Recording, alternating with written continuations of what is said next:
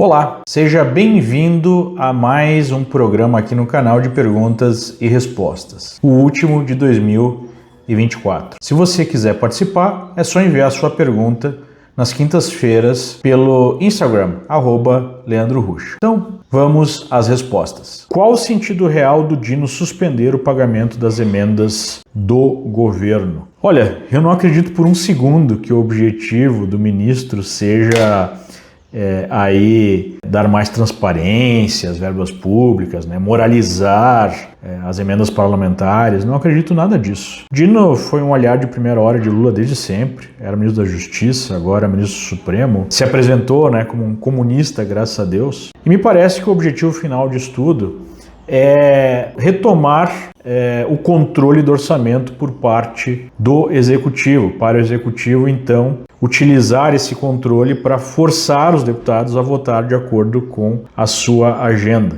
Parece que esse é o objetivo final, ter aí a caneta para assinar o cheque e, com isso, controlar completamente o parlamento, como já acontecia no passado. O aspecto interessante desse processo é que nós podemos estar vendo as primeiras achaduras numa coalizão que promoveu esse estado de perseguição política, de fim de liberdade política, de liberdade de expressão no Brasil, que foi um arranjo da oligarquia política brasileira para reverter o processo iniciado pela Lava Jato, para retirar todos aqueles que foram presos da cadeia, anular condenações, colocar o Lula que estava preso lá na presidência e blindar o sistema contra críticas, contra qualquer outro processo parecido com o que aconteceu com a Lava Jato. Então, o Centrão, esse pessoal está feliz porque agora está fora da cadeia e tem menos oposição nas ruas. Só que agora é uma briga interna de poder, porque o Supremo/Executivo querem controlar completamente o poder e utilizam esses instrumentos que foram criados para reverter a Lava Jato em benefício próprio, para prejuízo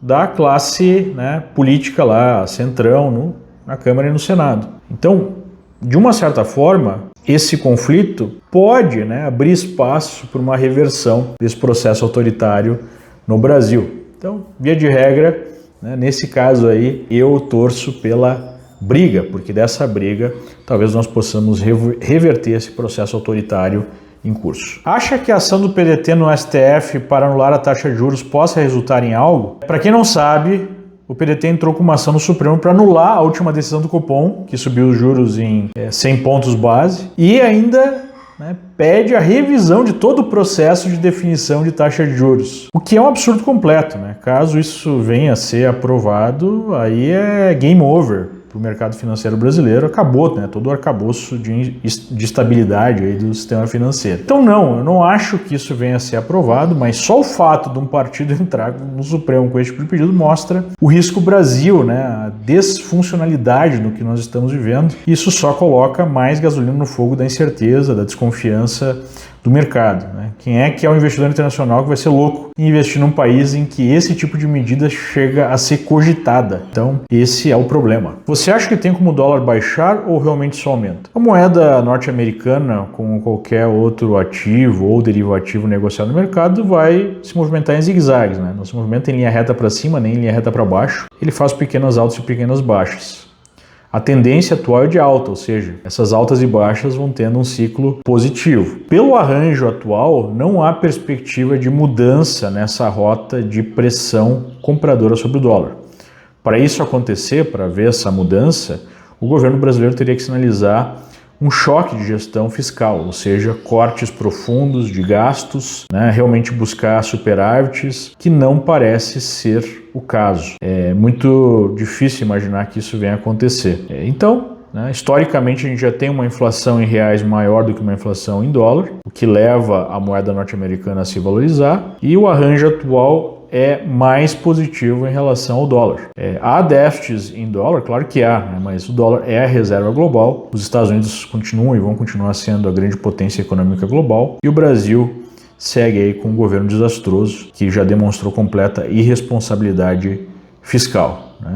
Então, não vejo como, no horizonte de tempo médio, pelo menos, uma mudança nessa direção. Até onde o Bacen aguenta queimar reservas para frear o dólar? Por enquanto, só está enxugando o gelo. Sem sombra de dúvida, o grande esteio ainda do sistema financeiro brasileiro são as reservas cambiais significativas, mas elas já tiveram uma baixa grande nos últimos dias. O BC torrou algo como 30 bilhões de dólares, numa reserva que antes desse processo de liquidação estava em 370 bilhões. Então já tivemos quase 10% das reservas queimadas num curto espaço de tempo, sem que o dólar se mexesse muito. Se não fosse isso, o dólar já estava perto de 7, provavelmente. Então não há como segurar a moeda com queima de reserva cambial. A queima de reserva cambial pode ser seguida de controle de capitais, e o governo pode fazer isso através de aumento de impostos para envio de recursos para fora, ou até mesmo a proibição desse envio, ou limitações, colocar valores, quanto a pessoa pode enviar por mês, coisa que, por exemplo, acontece na China,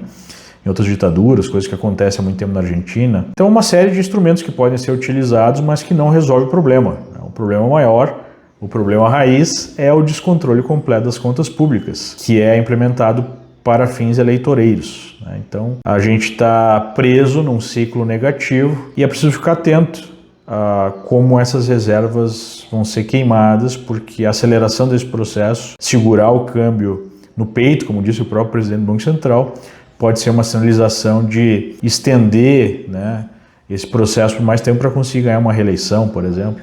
Isso seria um sinal bastante negativo para o real e para a própria economia brasileira. Você acha que a Bolsa Brasileira está eternamente barata? Ainda vale a pena investir aqui? Essa é uma pergunta muito interessante, porque tem uma corrente de pensamento no mundo dos investimentos, que é o Contrarian Investing, que é você sempre remar contra a maré, do tipo, olha, se todo mundo está achando que o Brasil vai afundar, eu vou comprar porque está barato e em algum momento essa situação vai se reverter. O problema é o seguinte, em condições normais de pressão e temperatura, quando as bases do sistema são mantidas, as bases institucionais são mantidas, eu acho que essa lógica pode até se apresentar e é interessante. Quando você tem uma perspectiva de longo prazo, você compra coisas que estão desvalorizadas no momento de pessimismo e depois sai fora bem mais à frente no momento de otimismo.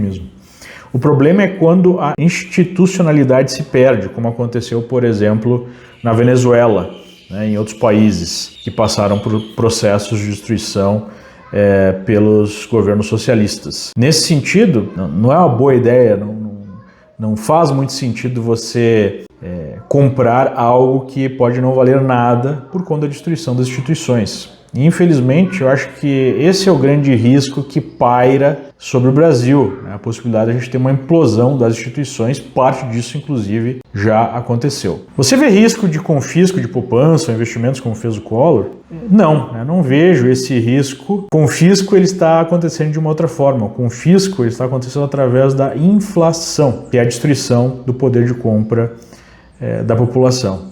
Esse é o confisco que está em curso. Como se proteger financeiramente aqui, acho que se refere ao Brasil, para quem não tem condições de ir para fora? Em primeiro lugar, é preciso dizer que você não precisa estar fisicamente fora do Brasil, e essa é a beleza do processo, para você ser um investidor internacional. Você pode abrir uma conta de investimentos fora, fazer um câmbio, enviar os seus recursos, e aí basicamente você faz as alocações e tem uma proteção porque você tem investimentos em dólares, e não em reais. Inclusive, nós oferecemos exatamente esse serviço. Eu tenho me dedicado a esse processo de ensinar a brasileiros como investir pelo mundo há pelo menos 10 anos. Então, você clica no link e acompanha esse vídeo, ou o link da bio aqui do perfil onde você está observando esse vídeo, e abre uma conta conosco. Em poucos minutos, dependendo do processo, você já está apto a fazer alocações no exterior. Existe a possibilidade de uma intervenção externa com força-tarefa internacional no Brasil? Não vejo nenhuma possibilidade disso acontecer no curto e médio prazo, e mesmo no longo prazo, a possibilidade seria muito pequena.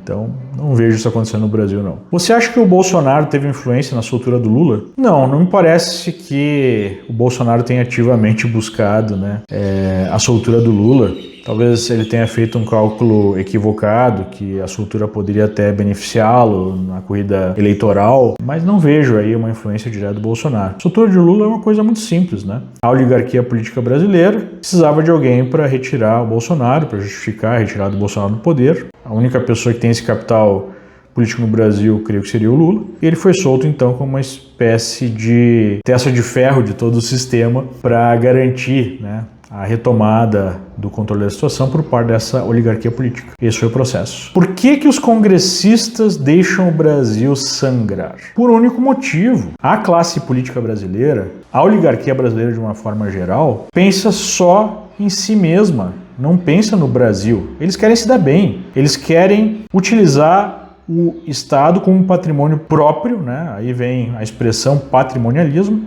e estão se lixando para o Brasil. Obviamente que eles têm medo de uma destruição completa da economia, porque isso pode produzir uma grande oposição, né? Uma grande revolta social, que foi a base da Lava Jato, que foi a base do impeachment, que foi a base do último terremoto político que nós tivemos no Brasil. Então eles não querem isso. Então eles querem manter a economia, o mercado financeiro minimamente organizado, né? Minimamente andando, para evitar esse tipo de coisa. Mas eles não pensam no Brasil, eles pensam neles mesmos. Como você enxerga os próximos 5 anos de uma possível reeleição de Lula ou de alguém do PT? Bom, no caso de eleição, teríamos, né, o aprofundamento da tragédia brasileira, que é a completa destruição das instituições, que é o estabelecimento de um regime eleitoreiro, econômico, que empobrece a população, que gera dependentes do Estado, sem contar o aprofundamento do autoritarismo, o fim da liberdade de expressão, o fim da liberdade de associação política,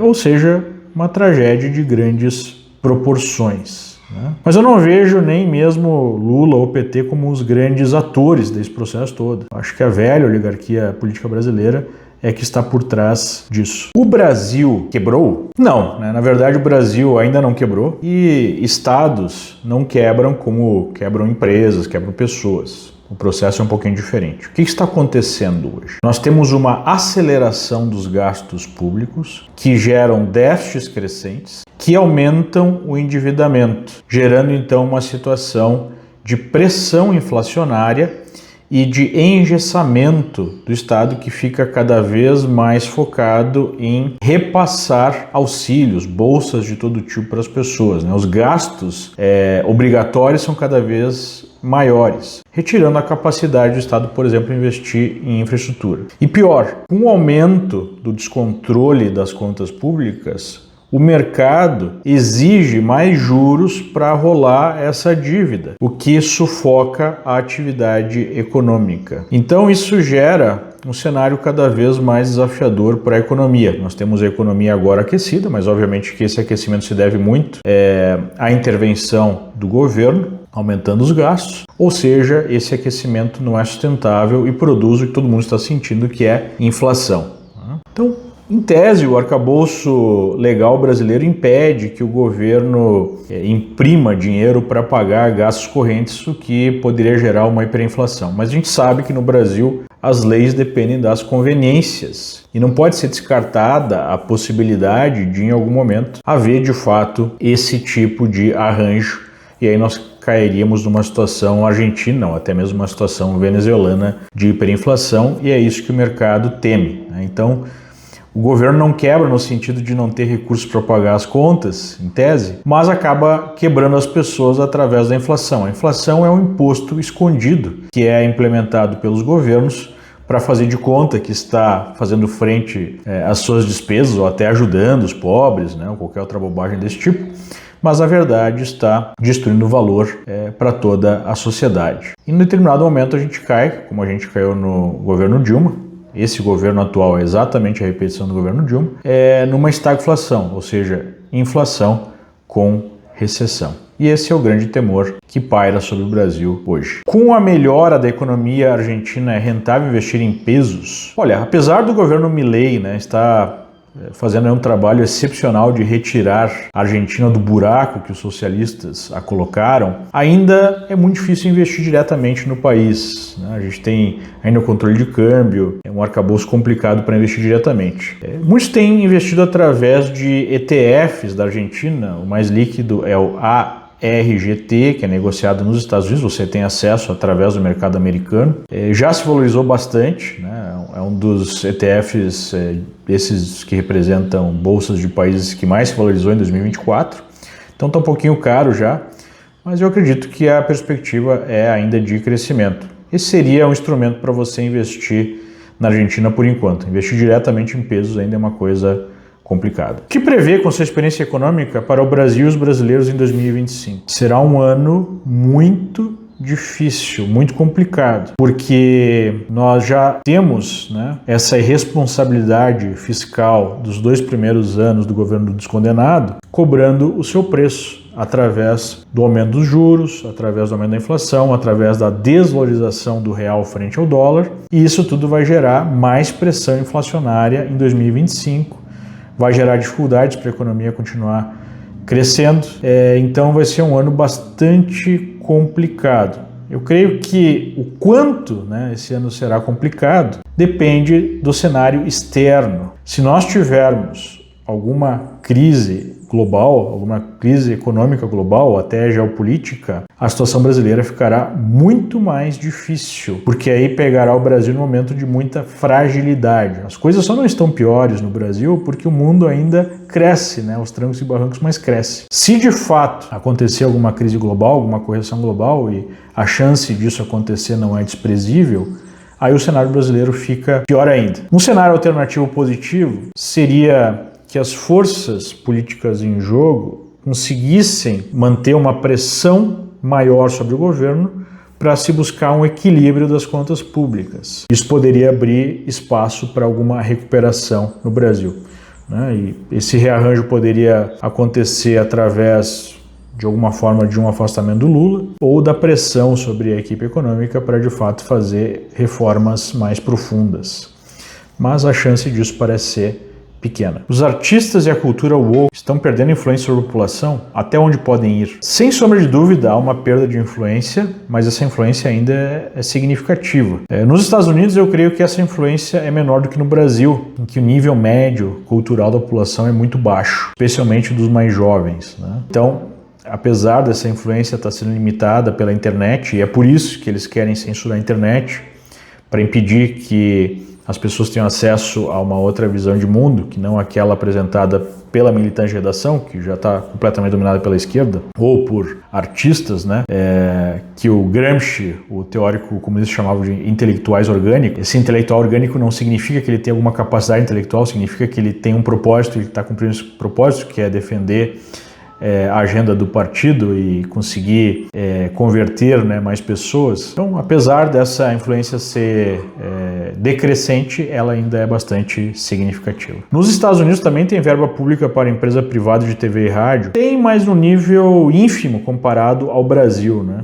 Só no Brasil nós temos esse arranjo do governo oferecendo verbas gigantescas para imprensa privada, que acaba sendo uma forma de compra de influência, né? Destruição do próprio objetivo, da razão de existir de uma imprensa. Uma imprensa livre existe justamente para questionar o poder e não para ser um órgão de propaganda do poder, que é o arranjo brasileiro hoje.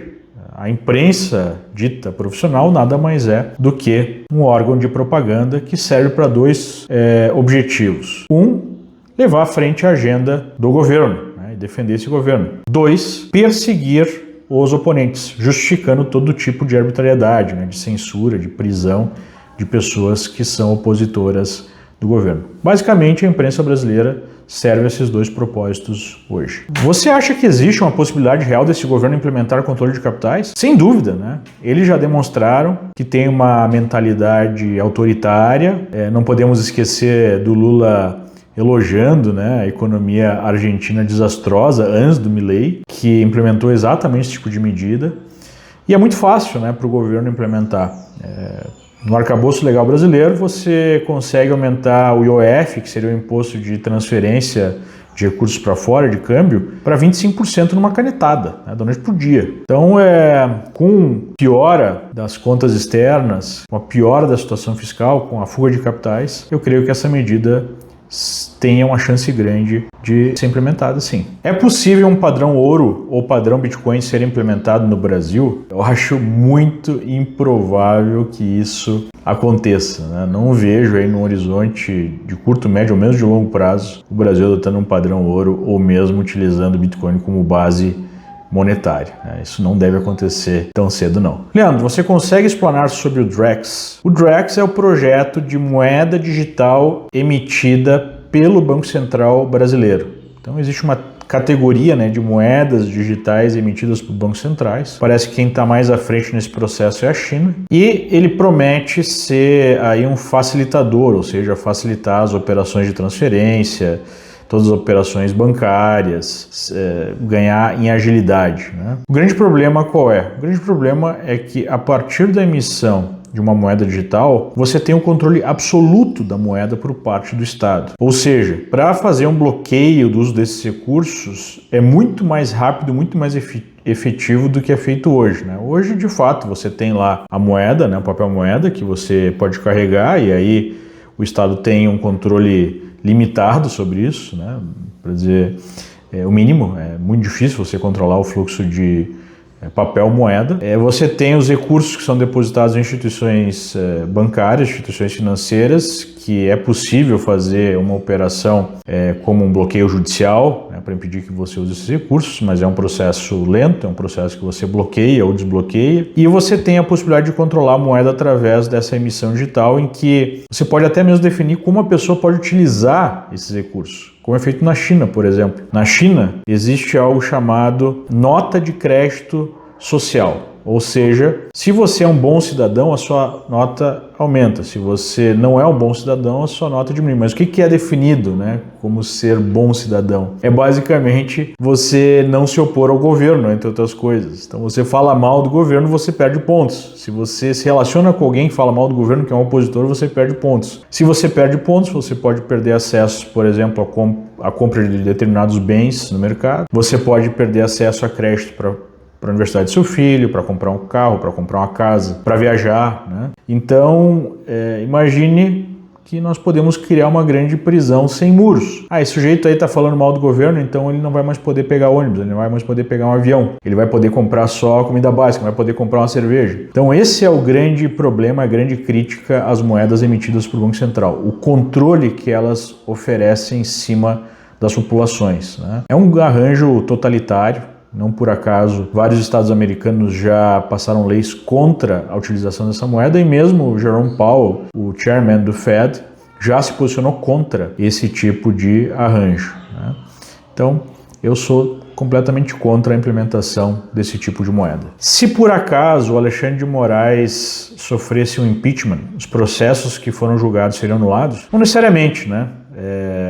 O impeachment de um ministro não significa anulação automática de processos. Mas, se houver um movimento político com tal força a ponto de impedir o ministro, é muito provável que nós tenhamos anulação de todos esses processos, né, por conta de pressão popular, por conta de perda de influência, de legitimidade desse arranjo todo que a gente está vivendo desde 2019 2020, quando foram criados o inquérito das fake news e seus derivados. Então, não necessariamente, mas possivelmente nós vamos ter a reversão desses processos, caso aconteça algum impeachment, que eu acho bem difícil que venha a acontecer, pelo menos no curto prazo. Em caso de guerra ampla, além do ouro e do Bitcoin, quais outros ativos podem se valorizar? Olha, eu tenho alguma dúvida em relação à valorização do Bitcoin em caso de uma guerra ampla, né, de uma guerra global, de uma terceira guerra mundial. Não sei se esse seria o desenlace, né? É possível, mas eu não tenho tanta certeza em relação a isso. O ouro, com certeza, se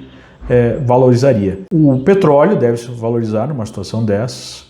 Outras commodities que são utilizadas para esforços bélicos. O próprio dólar deve se valorizar, né, como um país mais forte. E essas seriam moedas, ativos, enfim, que deveriam se valorizar. Como planejar a saída do Brasil? Esse é um processo que requer tempo, que requer esforço. Eu vejo muita gente cometendo o erro de buscar fazer isso da maneira mais rápida, mais apressada possível e aí se dando mal. Eu, por exemplo, decidi que eu iria buscar uma vida em outro país em 2008 e acabei saindo só no final de 2013. Então você precisa fazer algumas perguntas, né? Qual é o seu patrimônio hoje? Você tem uma reserva para bancar essa transição? Qual é a sua situação de vida? Você é muito jovem, ainda está aprendendo, né? Você já é um profissional estabelecido numa determinada área ou você já está aposentado? Porque isso muda completamente o planejamento. Feitas essas perguntas, você precisa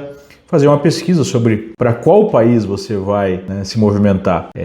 Nós temos alguns destinos usuais, né? Na América do Sul tem muita gente indo para o Uruguai e para o Paraguai, temos América do Norte, Estados Unidos, Canadá, temos na Europa, né, Portugal, que tem sido um destino para os brasileiros, mesmo Espanha, Itália, Alemanha, tem vários destinos, né? Austrália tem sido também um destino. Cada um desses países tem as suas características, tem as suas leis de imigração, tem o seu mercado de trabalho. Você precisa definir, né, como é que você vai gerar a sua renda. Você tem que entender qual é que é a cultura do local. Um dos aspectos interessantes em relação aos Estados Unidos é justamente essa diversidade de opções, já que são 50 estados muito diferentes, né, com uma cultura, com características muito diferentes. Então é preciso fazer esse planejamento prévio, estudar, né, idealmente ter até uma experiência nesse país antes de efetivamente se mudar, não como turista, mas como uma pessoa que está vivendo lá.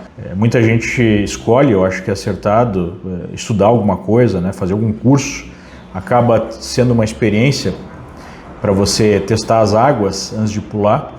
Então é preciso ter todos esses cuidados. Dessa forma encerramos o último Q&A do ano. Desejo a todos um ótimo 2025, que você tenha muita saúde, muito sucesso, que você consiga desenvolver todas as suas potencialidades. E aproveito para agradecer aqueles que acompanharam 2024 junto comigo, que possamos, né, construir um Brasil e um mundo melhor. Até a próxima, se Deus quiser. Tchau, tchau.